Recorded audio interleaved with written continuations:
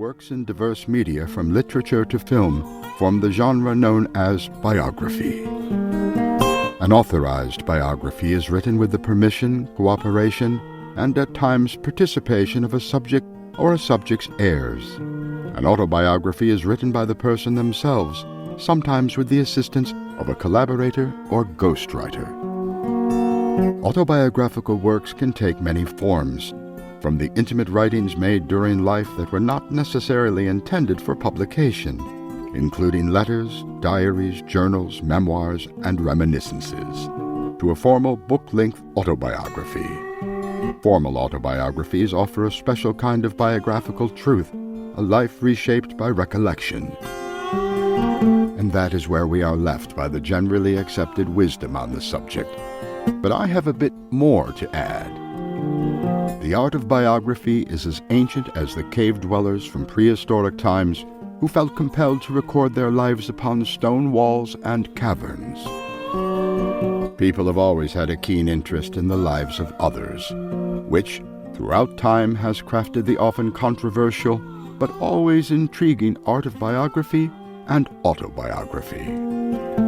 Often, people write their own story in order to leave behind a legacy of which they approve, while others pen complex tales of people both famous and infamous from every field of human endeavor, often to set the record straight, but sometimes to seek revenge, or even destroy the reputations of others for their own maniacal reasons. When people, often all but lost to time, are resurrected through biography, they become again an important part of the permanent record of the human experience and the shared history of us all. I have been a biographer of various celebrities for over 40 years now, having worked intimately with both my subjects and the people closest to them, including family and friends. Oftentimes, however, I go it alone, in some cases spending years to carefully research the life and times of my subjects, both good, bad, and indifferent, to ferret out as best I can the truth of their time. The biographer at best is simply a reporter, a messenger of important life events of the subject's story, painstakingly put together pieces of the puzzle to try and understand the deeper meaning of the people we all hold in such high regard. But it certainly isn't an exact science, even when working directly with the people whose story we are endeavoring to tell.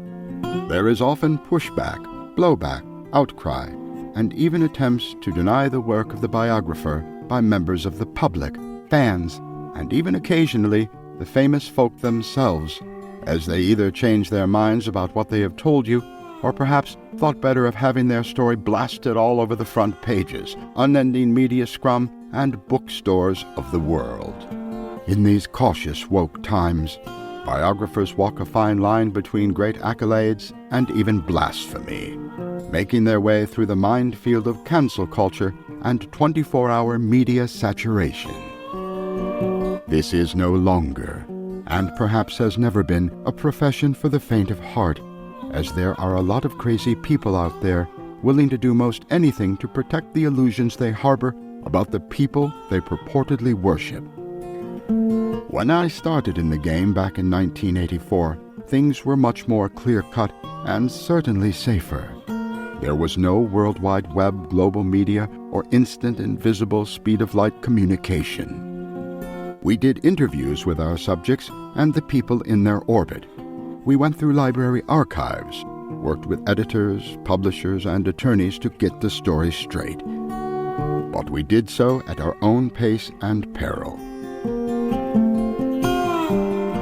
While there was occasionally criticism or even tepid anger at what we wrote, there were no credible death threats, trolls or stalkers, no citizen journalist with a phone camera and a TikTok account to try and take us down. We wrote and marketed our work, and then went on to the next project, building up a resume, backlist, and reputation. Never before has the art of biography been more important to many people who now, largely tribal in their ways, seek only the sanitized story of their heroes to be told. That, however, has never been the job of the biographer, but rather the press agent and publicist. So while many today may indeed